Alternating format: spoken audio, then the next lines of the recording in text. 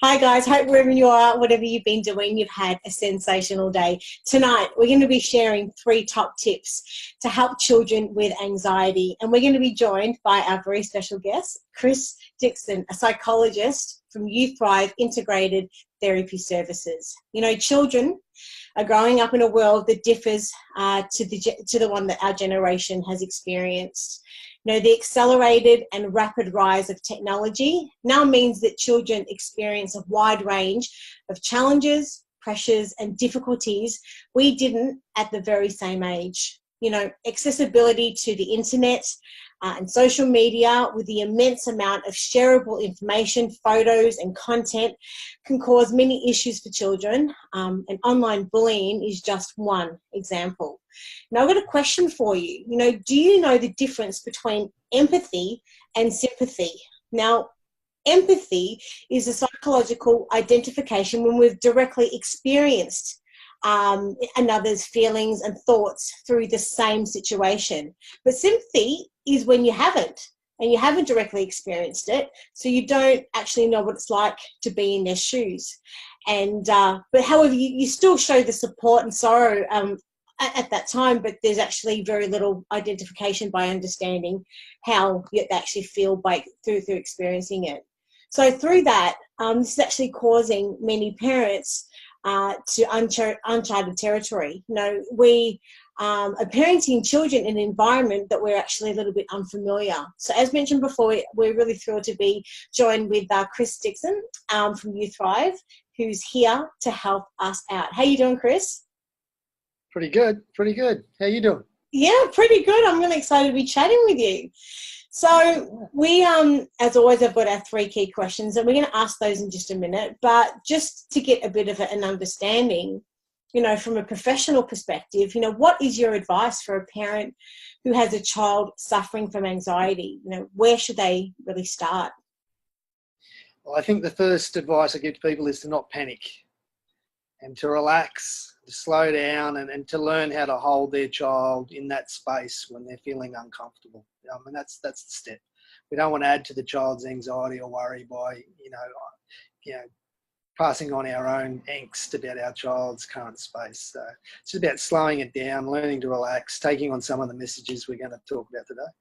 Yeah, to breathe. Now, you mentioned it's critical for parents to maintain a positive relationship with their children. And cooking is the perfect way. You know, we published your article titled "How Cooking Can Help Children with Anxiety." For someone who hasn't read the article, can you tell us a little bit about the article and what inspired you to write it? Yeah, well, it's part of our program working with our kids at YouThrive that we do a lot of sensory work in regards to, you know, touch and sense and feeling and smells and sounds. And a lot of this is a mindfulness-based work, learning to get kids to orientate themselves to the current moment they're in, to their surroundings, so they're not trapped in their thoughts or anxious thinking. And it occurred to me that I do a lot of that in my own home environment with my 4 kids around in the kitchen with, you know, cooking dough or cooking chicken or making a salad. It's about when you slow down and you listen to their stories and you just kind of take all the angst out of the day, and nothing's more important than that moment you're in, spending that time. So we just thought we'd throw it together and it came up pretty good. What did you think? Yeah, I mean, that sounds awesome. How old are your kids? I've got 4, yeah, one's 20 and one's, the youngest is 10. Wow. And so this is something that I guess you've practiced over the years and you've done for a long time, is practicing the mindfulness through day-to-day experiences. Is that the right way maybe to? Yeah, I think so. I mean, I think a lot of parenting is done in the kitchen around dinner time. I mean, you're busy, you're at school, you're at work. You get home, you've got a couple of hours, there's washing to do, there's things to do. But when you're cooking tea, it's a very mindful experience. Even frying an egg, you have to pay attention to it. And I think kids, you know, come around the kitchen, they have a snack, they let you know what you need to know, and they kind of enjoy the experience, you know. So explain to me, so I guess everyone can understand, how would you, with mindfulness, demonstrate that through cooking? Is it just the being in the moment and taking the time with the cooking and during conversation? How would you best describe how you do that? I think it's all of the above. It's about taking the time to be with each other, essentially, to start with. And then it's about the sensory experience of, say, kneading a dough and working that through and feeling the the texture in your hands and feeling and smelling the smells and hearing the sounds of a frying egg and just coming right into that moment. And that happens in the spaces in between a conversation when you slow down and you stop and you might be deeply listening and there isn't somebody talking and there's that moment where you just connect. And food's a beautiful way to do that. The preparation of foods, around campfires for hundreds of thousands of years, that's how we really connect with people. So it's just a beautiful way for humans and especially children and parents to say, okay, let's just be in the present moment and let's connect.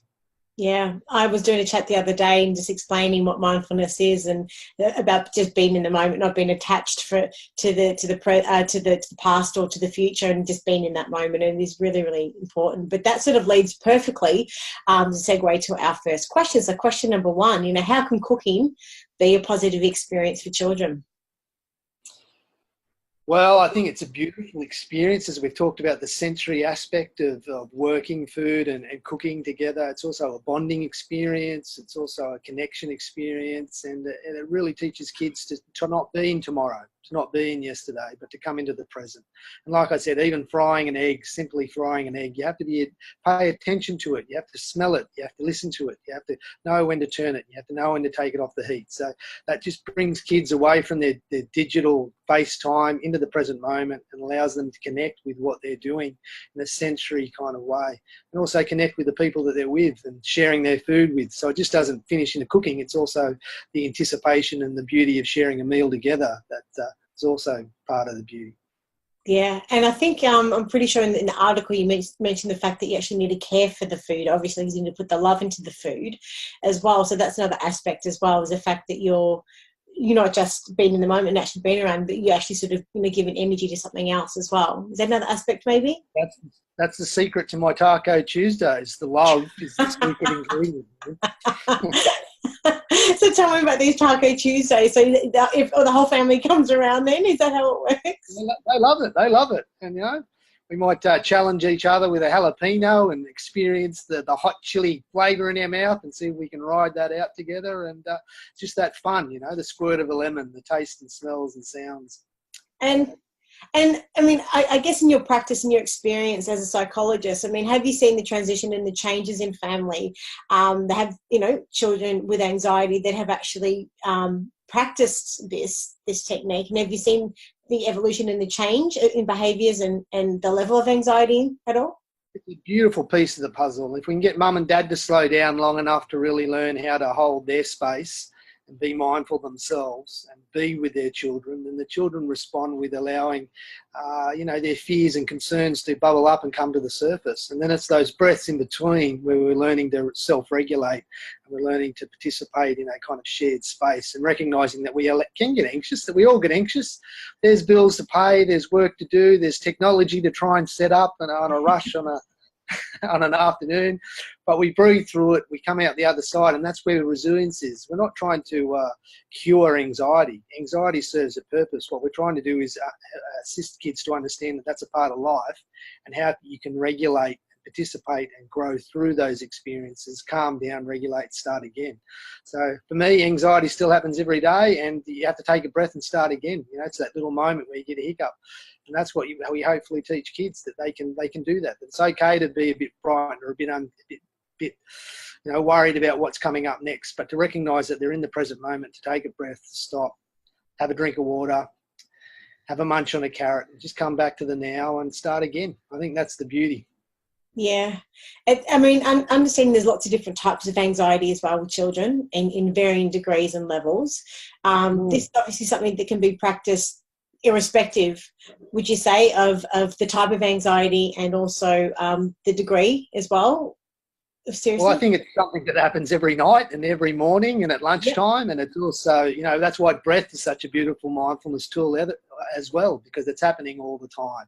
So when we can orientate kids through the cooking to get to their breath, then we're giving them a portable tool that's with them wherever they go. And if they can just learn, when I feel a bit worried, all I need to do is take a deep breath or a couple of deep breaths, that will actually help. That will take the edge off. And if you come back into the moment, you reset, you start again. That's the emotional regulation that is the heart and soul of what we do as therapists. Yeah. Well, let's get stuck into question number 2. Can you give us an example of a cooking process that can help children with anxiety? Well, I won't talk about Taco Tuesday, but I will talk about Pizza Friday and the really hot dough that we make in my family. And it's a rolling, it's a kneeling, it's a texture. Kids get their hands in, they get the yolk, they mix it up. You know, it's a very textual here now experience. And, you know, you have to work out those lumps. You have to work it in. And there's a smell, there's a flavour, and there's a sound. So it's just about orientating kids to the food, out of their mind and into the present moment, where the food's actually really, really important. And then relating that back to the eating of the food later on. So, you know, there's that whole process. You work the dough, you kneel it out, you put on the toppings you want, you put it in the oven, you enjoy the smells. Takes about a half an hour, and then there's this beautiful sharing of a beautiful meal at the end of it. So that's my personal favourite. Yeah. It's another thing is too, I guess, and I'm asking you, of course, as the expert. I guess maybe because with cooking, it's the measuring and everything, and the level of concentration. Although it's a mindfulness and being in the moment, would it be the level of concentration that you actually, the attention you have to give cooking that would help with anxiety? Is that something else as well? Maybe, I don't know. It's the other side of mindfulness work. It's about paying attention to the present moment. So it doesn't really matter whether it is cooking or jogging or swimming or fishing or laying in a hammock or yoga. It's about the ability to pay attention to the present moment. And cooking is just another beautiful way to do that. Yeah. And so do you have any other favourites besides pizza, or is that sort of the number one? Anything else that comes to mind? Well, I love a good scrambled egg. Yep. You know? You've got to pay attention to it, because I've got kids that like a little bit gooey or a little bit firm. So, you know, I have to work those eggs pretty mindfully to know when to get them off, and I'll annoy somebody if I don't get it right. So, you know, the kids are a part of that. It's about, you know, cooking bacon. And I'm a vegetarian, but my kids still eat meat. So cooking a steak or roasting a lamb or a chicken, I mean, it's a beautiful, fills the house with a smell, with an essence, and kids getting, you know, a sense of anticipation about what's coming. They know they can come to the kitchen and have a chat, because that's where Dad's going to be. Yep. And once again, it's also a good space for me to mindfully enjoy a beer while I'm preparing a meal as well, you know. And I mean, another thing as well, you know, my partner is very much into Zen meditation, and he's the dish pig in the house. I love to cook, but he's the one that, with his hands, and he's always doing the dishes. He's very good at it. He loves it, because he practice mindfulness as he's actually doing the dishes, and he will. Cool. It's incredible. It can take a very long time. Smoothness. Sorry? Yeah. The soap suds on the skin, the texture, the smell, you know, the cleaning of the plate. It's a very mindful process. Yeah, they teach that in monasteries, you know. It's a very place. But, you know, so I'm guessing cooking and the washing of the dishes, is that another thing as well, maybe, that we can consider that can be helpful from a mindfulness perspective? Yeah, it's a little bit harder to get through with the kids that actually doing the dishes and get mindfully clear.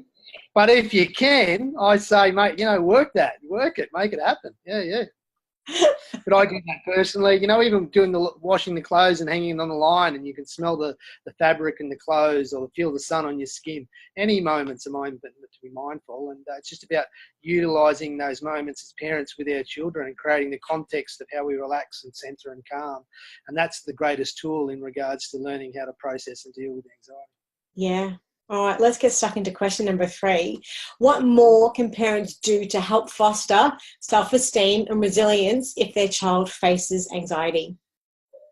Well, I think we've kind of been talking about it, and I think it's about practicing their own mindfulness, learning to be present in the moment, learning to be present when you're doing the dishes, learning to be present when you're cooking or cleaning, learn to be 100% present when you're listening to your child share their fears, and not get caught up in your own worries and your own concerns or your own traumas or your own fears about whether or not you're going to pay the bills next week. It's about creating that calm, nurturing space for kids to express who they are and what they need.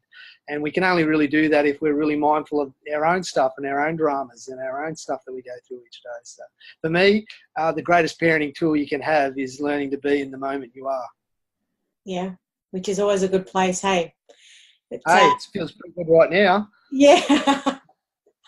Hey, and I guess just to sort of like to bring everything to a full circle, at the very start we were talking about the pressures that children have that we didn't have in our generation growing up especially with, I guess with technology in the online world. Do you have any other advice from a psychologist perspective, how parents, without the experience, like I was saying, we're in uncharted territory, can help and support their children in issues that we maybe haven't and we didn't experience at the same age when we were younger?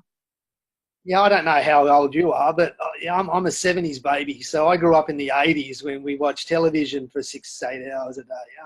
It's really about the constant stimulation that kids are subjected to now. They're constantly on the go. Kids are very concerned and worried about being bored. They don't know how to slow down and stop. And so my advice is just to create those spaces where we do stop and we allow ourselves to be in the moment. And it might be bored, or we might listen to the wind, or we might go to the beach and walk along and feel the sand beneath our toes. It's just it's not the stimulation or technology is a bad thing, but constant stimulation, constantly being alert, constantly being on the edge. It just fries circuits. We're not designed to be that. We're supposed to have moments when we're engaged and we're hyper aroused and really kind of enthusiastic, and moments when we switch off and slow down and stop. So our organising screen time before dead time, so there's a clear half an hour before, just assisting kids to unwind and stop and appreciate that, not be frightened of it. I think a lot of young people now are concerned or worried if they're not being stimulated. And I think that's a big issue. And giving them the ability to think, and just because I think sometimes too that there's like a mind-numbing process, I guess, when people are scrolling on their phone on social media or just looking as well, that we almost become just, I don't know, like zombies a little bit. And you see it as adults. There's a switching off of the brain. We're not actually thinking. But do you think that's another thing as well in being mindful? There's a difference between being a zombie, I guess, and just sort of just having that moment of just scrolling, as to being in the moment and appreciating and thinking. I mean, I guess that's a question. Is that something that you think as well, that giving children the ability to think a little bit more as well? Because I don't think we necessarily. Well, I think to explore their imagination, but even subtly more deeper than that, to learn to be able to watch their own thinking as an observer, to actually not be completely run by your thoughts or your feelings, but to be able to step back and just observe them. I mean, what stood out for me the other day, and I think we're all guilty of it, but I saw a little 6-month-old baby sitting in a lounge, staring, with her big, beautiful eyes at her father, and her father's playing with her foot, but he's actually scrolling on his phone. So that eye-to-eye human contact is becoming less and less. And what we're starting to see as therapists is kids with too much screen time in those early years are losing some of those basic social communication skills, which is going to have effects in the future. But taking the time, so that screen time's bad, it's just about learning to manage that and learning to connect as human beings in a very natural, organic way. And that's why we're talking about cooking, because that's such an important part of who we are as people.